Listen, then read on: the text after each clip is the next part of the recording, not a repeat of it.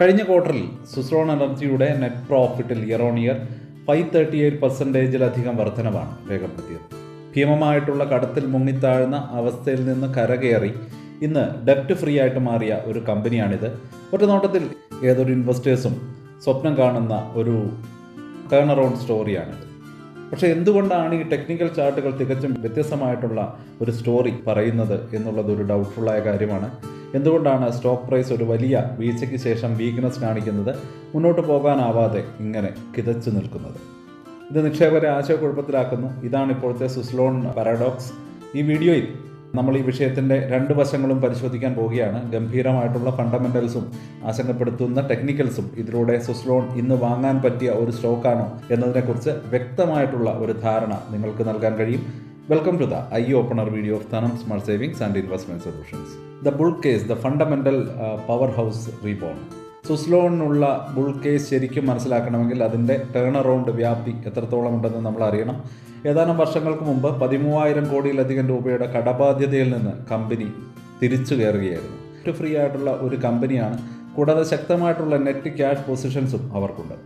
ഇതൊരു ചെറിയ മാറ്റമല്ല, പൂർണ്ണമായിട്ടുള്ള ഫിനാൻഷ്യൽ റീസെറ്റായിരുന്നു. പലിശ ചെലവുകൾ വെട്ടിക്കുറച്ചതിലൂടെ കമ്പനി വലിയ ലാഭസാധ്യതകൾ തുറന്നു വെച്ചു. അതിപ്പോൾ അവരുടെ റിസൾട്ടിൽ നമുക്ക് കാണാൻ സാധിക്കുന്നുണ്ട്. ഇനി നമുക്ക് ആ ഒരു ബ്ലോക്ക് ബസ്റ്റർ നമ്പറിനെ കുറിച്ച് സംസാരിക്കാം. 2025 സെപ്റ്റംബറിൽ അവസാനിച്ച 2026 സാമ്പത്തിക വർഷത്തിലെ രണ്ടാം പാദത്തിൽ കഴിഞ്ഞ 3 പതിറ്റാണ്ടിനിടയിലെ ഏറ്റവും ഉയർന്ന ക്വാർട്ടർലി പ്രോഫിറ്റാണ് സുസ്ലോൺ നേടിയത്. 1279 കോടി രൂപ. ഇത്രയും കോടി രൂപയുടെ കൺസോളിഡേറ്റഡ് നെറ്റ് പ്രോഫിറ്റാണ് അവർ രേഖപ്പെടുത്തിയത്.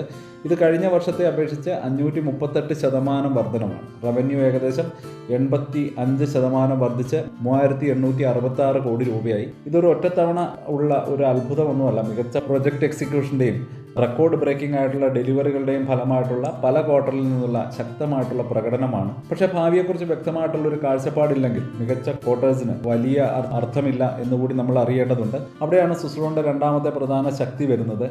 അതിൻ്റെ ഭീമമായിട്ടുള്ള ഓർഡർ ബുക്ക്. 2025 അവസാനത്തിൽ കമ്പനിക്ക് 6.2 ജിഗാവാട്ടിൻ്റെ ഒരു റെക്കോർഡ് ഓർഡർ ബുക്ക് ഉണ്ട്. ഇതിനർത്ഥം അടുത്ത 2-3 വർഷത്തേക്ക് കമ്പനിക്ക് വ്യക്തമായിട്ടുള്ള റവന്യൂ വിസിബിലിറ്റി ഉണ്ട് എന്നുള്ളതാണ്. ഇത് വെറും വാക്കാലുള്ള ഉറപ്പുകളല്ല, പ്രമുഖ കമ്പനികളിൽ നിന്നുള്ള ഫേം ഓർഡേഴ്സാണ്. ഇത് മാർക്കറ്റ്സിൽ സുസ്ലോണിൻ്റെ ലീഡർഷിപ്പ് ഉറപ്പാക്കുന്നു. ഈ ഓപ്പറേഷൻ സ്ട്രെങ്തിനെ മികച്ച ഫിനാൻഷ്യൽ മെട്രിക്സ് പിന്തുണയ്ക്കുന്നുണ്ട്. കമ്പനിയുടെ റിട്ടേൺ ഓൺ ഇക്വിറ്റി 40% കൂടുതലാണ്. ഇത് ഷെയർ ഹോൾഡേഴ്സിന് എത്രത്തോളം ലാഭകരമാണെന്ന് കാണിക്കുന്നു. അതുപോലെ തന്നെ പ്രൈസ് ടു ഏർണിംഗ് റേഷ്യോ 22.9 ആണ്. ഇത് കമ്പനിയുടെ ലാഭത്തിലെ വൻ വളർച്ച കണക്കിലെടുക്കുമ്പോൾ റീസണബിൾ ആണെന്ന് വേണം കരുതാൻ. അതുപോലെ തന്നെ ബുൾ കേസിനെ ശക്തമാക്കുന്നത് ഇൻഡസ്ട്രിയിലെ വലിയ അനുകൂല ഘടകങ്ങളാണ്. ഇന്ത്യ റിന്യൂവബിൾ എനർജിക്ക് വലിയ പ്രാധാന്യം നൽകുന്നുണ്ട്. 2030 വിൻഡ് കപ്പാസിറ്റി വൻതോതിൽ വർദ്ധിപ്പിക്കാൻ ഗവൺമെന്റിന്റെ ഭാഗത്തു നിന്ന് ലക്ഷ്യങ്ങളുണ്ട്. ഇന്ത്യയുടെ വിൻഡ് പൊട്ടൻഷ്യലിന്റെ വളരെ ചെറിയൊരു ഭാഗം മാത്രമേ ഇതുവരെ ഉപയോഗിച്ചിട്ടുള്ളൂ എന്നാണ് ചില കണക്കുകൾ സൂചിപ്പിക്കുന്നത്. ഇന്ത്യയിലെ 1-ാം നമ്പർ വിൻഡ് ടർബൈൻ നിർമ്മാതാക്കൾ എന്ന നിലയിൽ ഈ വളർച്ചയുടെ തരംഗങ്ങളിൽ നിന്ന് നേട്ടമുണ്ടാക്കാൻ ഏറ്റവും മികച്ച സ്ഥാനത്താണ് സുസ്ലോൺ ഉള്ളത്. ഇനി the bear case, the technical warnings and hidden risk. Fundamentals ഇത്ര ഗംഭീരമാണെങ്കിൽ എന്തുകൊണ്ടാണ് സ്റ്റോക്ക് പുതിയ ഹൈകളിലേക്ക് പോകാത്തത്? ഇത് നമ്മളെ ബിയർ കേസിലേക്ക് എത്തിക്കുന്നത് എന്തുകൊണ്ടാണ്? അതായത് ഇൻവെസ്റ്റേഴ്സിനെ അല്പം ആശങ്കപ്പെടുത്തുന്ന വശത്തേക്ക് എന്തുകൊണ്ടാണ് ഈ ഒരു സ്റ്റോക്ക് വന്നെത്തി നിൽക്കുന്നത്? ഏറ്റവും വ്യക്തമായിട്ടുള്ള മുന്നറിയിപ്പ് നൽകുന്നത് ടെക്നിക്കൽ ചാർട്ട്സ് ആണ്. 2025 ഡിസംബർ പകുതിയോടെ സ്റ്റോക്ക് അതിൻ്റെ കീ 50 ഡേ 200 ഡേ മൂവിംഗ് ആവറേജുകൾക്ക് താഴെയാണ് ട്രേഡ് ചെയ്യുന്നത്. വളരെ ലളിതമായിട്ട് പറഞ്ഞാൽ ഇവ വളരെ പ്രധാനപ്പെട്ട ട്രെൻഡ് ഇൻഡിക്കേറ്ററുകളാണ്. ഇതിന് താഴെയായിരിക്കുന്നത് അറ്റ്ലീസ്റ്റ് ഷോർട്ട് ടു മീഡിയം ടൈമിൽ ഒരു നെഗറ്റീവ് സാധ്യത ഇവിടെ കൽപ്പിക്കുന്നുണ്ട്. സ്റ്റോക്ക് ഏകദേശം 55 രൂപ ലെവലിൽ ഒരു ടച്ച് സീലിംഗ് നേരിടുന്നുണ്ടെന്നും 50-51 രൂപയുടെ സപ്പോർട്ട് ഫ്ലോർ തകർന്നാൽ ഇനിയും താഴേക്ക് വീഴാമെന്നും ടെക്നിക്കൽ അനാലിസിസ് ചൂണ്ടിക്കാണിക്കുന്നു. ഇനി രണ്ടാമത്തെ ആശങ്ക ഷെയർ ഹോൾഡേഴ്സിൻ്റെ ഷെയർ ഹോൾഡിംഗ് പാറ്റേണിലാണ്. സെപ്റ്റംബർ 25 പ്രൊമോട്ടർമാർ അവരുടെ സ്റ്റോക്ക് ഹോൾഡിംഗ് ചെറുതായിട്ട് കുറച്ചു. അതിലും പ്രധാനമായിട്ട് foreign institution investors, domestic mutual ഫണ്ടുകളും അവരുടെ പൊസിഷൻസ് കുറച്ചിട്ടുണ്ട്. വിവരങ്ങൾ അറിഞ്ഞ് നിക്ഷേപിക്കുന്ന വലിയ കളിക്കാർ വിൽക്കാൻ തുടങ്ങുമ്പോൾ ചെറിയ നിക്ഷേപകർ അത് ശ്രദ്ധിക്കേണ്ടതുണ്ട്. പ്രൊമോട്ടർമാരുടെ വിൽപ്പന ലിക്വിഡിറ്റിക്ക് വേണ്ടിയിട്ടുള്ള ഒരു ബ്ലോക്ക് ഡീൽ മാത്രമായിരുന്നു എന്നും അതൊരു റെഡ് ഫ്ലാഗ് ആയിട്ട് കാണേണ്ടതില്ല എന്നും നമുക്ക് കരുതാം. എന്നാൽ ഇൻസ്റ്റിറ്റ്യൂഷനുകളിൽ നിന്നുള്ള ഈ ഒരു വിൽപ്പന സ്റ്റോക്കിൽ സമ്മർദ്ദം ചെലുത്തുകയും അവരുടെ ഷോർട്ട് ടേം കോൺഫിഡൻസിനെ കുറിച്ച് ചോദ്യങ്ങൾ ഉയർത്തുകയും ചെയ്യുന്നുണ്ട്. അതുപോലെ തന്നെ 538% ലാഭവർധന നമ്മൾ ഒന്നുകൂടി പരിശോധിക്കേണ്ടതുണ്ട്. ഓപ്പറേഷൻസ് ശക്തമായിരുന്നെങ്കിലും ആ നെറ്റ് പ്രോഫിറ്റിലെ ഒരു വലിയ ഭാഗം ഏകദേശം 718 കോടി രൂപ ഒരു വൺ ടൈം ഡിഫേർഡ് ടാക്സ് അസറ്റിൽ നിന്നാണ് വന്നത്. ഇതൊരു അക്കൗണ്ടിങ് അഡ്ജസ്റ്റ്മെൻ്റ് ആണ്. ആ ക്വാർട്ടറിലെ ബിസിനസ് ഓപ്പറേഷൻസ് നിന്നുള്ള ക്യാഷ് പ്രോഫിറ്റ് അല്ല. പ്രോഫിറ്റ് ബിഫോർ ടാക്സ് 562 കോടി രൂപയായിരുന്നു. ഇത് 179% ഇയർ ഓൺ ഇയർ വർധനവോടെ ഗംഭീരമായിരുന്നെങ്കിലും നമ്മൾ ആദ്യം പറഞ്ഞതുപോലെ 538% എന്നുള്ള ഒരു ഹെഡ്ലൈൻ നമ്പറിലേക്ക് എത്തുന്നില്ല. അവസാനമായിട്ട് നമുക്ക് ഫ്യൂച്ചർ ആൻഡ് ഓപ്ഷൻസിലെ ഡേറ്റ നോക്കുകയാണെങ്കിൽ ഷോർട്ട് ടൈമിൽ ബിയറിഷ് സെൻറ്റിമെൻ്റ് ഉണ്ടെന്ന് സൂചന നൽകുന്നു. പുട്ട് കോൾ റേഷ്യോ കുറവാണ്. ഇതിനർത്ഥം ട്രെൻഡ്സ് വില ഉയരുന്നതിനേക്കാൾ വില ഇടിവിനാണ് കൂടുതൽ ബെറ്റ് ചെയ്യുന്നത് എന്നാണ്. അപ്പോൾ ബിയർ കേസിന് അടിസ്ഥാനമായിട്ടുള്ളത് വ്യക്തമായിട്ടുള്ള ടെക്നിക്കൽ വീക്ക്നെസ് ആണ്. പ്രമുഖ ഇൻസ്റ്റിറ്റ്യൂഷൻസിൻ്റെ വിൽപ്പന, സൂക്ഷിച്ചു നോക്കേണ്ട ഒരു headline profit number, bearish derivatives data, ഇവയൊക്കെയാണ്. ഈ ഘടകങ്ങളെല്ലാം ചേർന്ന് ഒരു വാൾ ഓഫ് വറി സൃഷ്ടിക്കുന്നുണ്ട്. അതാണ് സ്റ്റോക്ക് പ്രൈസിനെ പിടിച്ചു നിർത്തുന്നത്. ഈ ബുൾ കേസുകളെ കുറിച്ചിട്ടുള്ള ബാലൻസ്ഡ് ആയിട്ടുള്ള ഈ ഒരു അനാലിസിസ് നിങ്ങൾക്ക് സഹായകരമാകുന്നുണ്ടെങ്കിൽ ദയവായിട്ട് ആ ലൈക്ക് ബട്ടൺ ഒന്ന് പ്രസ് ചെയ്യുക. അതുപോലെ തന്നെ ചാനലൊന്ന് സബ്സ്ക്രൈബ് ചെയ്ത് വെച്ചേക്കാം. ഇനി നമുക്ക് അടുത്ത സെക്ഷനിലേക്ക് കടക്കാം. അപ്പോൾ നമ്മൾ എവിടെയാണ് എത്തി നിൽക്കുന്നത്? ഒരു വശത്ത് ശക്തമായിട്ട് തിരിച്ചു വന്ന ഒരു ഇൻഡസ്ട്രി ലീഡറിൻ്റെ ചരിത്രം നൽകുന്ന ഫണ്ടമെൻ്റൽസ്, മറുവശത്ത് ടെക്നിക്കൽസും മാർക്കറ്റ് സെൻറ്റിമെൻറ്റ്സും യെല്ലോ ലൈറ്റ് കാണിക്കുന്നുണ്ട്. അപ്പോൾ ഇതാണ് സുസ്ലോണിൻ്റെ ഇപ്പോഴത്തെ പ്രധാന കോൺഫ്ലിക്റ്റ്. ഇതൊരു ലോങ് ടൈം വാല്യൂവും ഷോർട്ട് ടേം പ്രൈസ് ആക്ഷനും തമ്മിലുള്ള ഒരു പോരാട്ടമാണ്. ബുൾ കേസ് അടുത്ത 3 മുതൽ 5 വർഷത്തേക്കാണ് നോക്കുന്നത്. ആ ഒരു വലിയ ഓർഡർ ബുക്ക് റവന്യൂ ആയിട്ട് മാറുമെന്നും റിന്യൂവബിൾ എനർജി ബൂം തുടരുമെന്നും അവർ വിശ്വസിക്കുന്നുണ്ട്. ബിയർ കേസ് ആണെങ്കിൽ അടുത്ത 3 മുതൽ 6 മാസത്തേക്ക് ശ്രദ്ധ കേന്ദ്രീകരിക്കുമ്പോൾ അവർക്ക് ഇൻസ്റ്റിറ്റ്യൂഷൻ സെല്ലിംഗ്, ചാർട്ട് പാറ്റേൺസ്, സ്റ്റോക്കിൻ്റെ ഗംഭീരമായ മുന്നേറ്റത്തിന് ശേഷമുള്ള പ്രോഫിറ്റ് ബുക്കിംഗ് ഇവയോടൊക്കെ പ്രതികരിക്കുകയും ചെയ്യുന്നുണ്ട്. അപ്പോൾ സുസ്ലോൺ വാങ്ങണോ വേണ്ടയോ എന്നുള്ള $1 മില്യൺ ക്വസ്റ്റ്യനിലേക്കാണ് ഇപ്പോൾ നമ്മൾ വന്നെത്തി നിൽക്കുന്നത്. ഇവിടെ ആ ഒരു ഡിസിഷൻ അല്പം ഡിഫിക്കൽട്ടായിരിക്കും. 3 അതിലധികം വർഷം ടൈം ഹൊറിസോണുള്ള ഒരു ലോങ് ടൈം ഇൻവെസ്റ്ററിനെ സംബന്ധിച്ചിടത്തോളം സുസ്ലോൺ വളരെ ആകർഷകമായിട്ടുള്ള ഒരു കേസാണ്. കമ്പനിയുടെ ട്രാൻസ്ഫോർമേഷൻ യാഥാർത്ഥ്യമാണ്. അതിവേഗം വളരുന്ന ഒരു സെക്ടർ, അതിലെ ശക്തമായിട്ടുള്ള സ്ഥാനം, ഇവയൊന്നും തള്ളിക്കളയാനാവില്ല. ശക്തമായിട്ടുള്ള ഏർണിങ്സും ഭീമമായിട്ടുള്ള ഓർഡർ ബുക്കും ഭാവിയിലെ വളർച്ചയ്ക്ക് നല്ല അടിത്തറ നൽകുന്നുണ്ടതാണ്. എന്നിരുന്നാലും പെർഫെക്റ്റ് എൻട്രി പോയിന്റ് കണ്ടെത്താൻ ശ്രമിക്കുന്നത് തീർച്ചയായിട്ടും ഒരു മണ്ടത്തരം തന്നെയാണ്.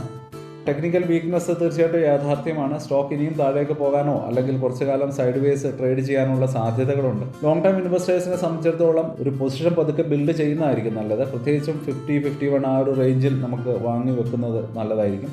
അതുപോലെ തന്നെ ഷോർട്ട് ടൈം ട്രേഡേഴ്സിനെ സംബന്ധിച്ചിടത്തോളം കഥ വളരെ വ്യത്യസ്തമാണ്. സ്റ്റോക്ക് ഒരു നോ ട്രേഡ് സോണിൽ ഇങ്ങനെ കുടുങ്ങിക്കിടക്കുകയായിട്ടാണ് നമുക്ക് മനസ്സിലാവുന്നത്. സപ്പോർട്ടിനും റെസിസ്റ്റൻസിനും ഇടയിൽ ഒരു വ്യക്തമായിട്ടുള്ള ഒരു ബൈ സിഗ്നൽ ലഭിക്കണമെങ്കിൽ സ്റ്റോക്ക് ഒരു 55-57 ആ ഒരു റേഞ്ചിലേക്ക്, റെസിസ്റ്റൻസ് സോണിന് മുകളിലേക്ക് പോകേണ്ടതുണ്ട്. മറുവശത്ത് 50 രൂപയുടെ സപ്പോർട്ട് ലെവലിന് താഴേക്ക് പോയാൽ കൂടുതൽ ബിയറിഷ് മൊമെൻറ്റം സ്ഥിരീകരിക്കുകയും ചെയ്യും. ചുരുക്കത്തിൽ നമ്മുടെ ഒരു തീരുമാനം എങ്ങനെയാണ്? ലോങ് ടൈം ഇൻവെസ്റ്റേഴ്സിന് ഒരു കണ്ടീഷണൽ ബൈ, എന്നാൽ ഷോർട്ട് ടൈം ഇൻവെസ്റ്റേഴ്സിന് വ്യക്തമായിട്ടുള്ള ട്രെൻഡ് വരുന്നത് വരെ ഒരു ഹോൾഡ് അല്ലെങ്കിൽ അവോയ്ഡ് എന്നുള്ള ഒരു ഡിസിഷനാണ് ഇപ്പോൾ എടുക്കാൻ കഴിയുക.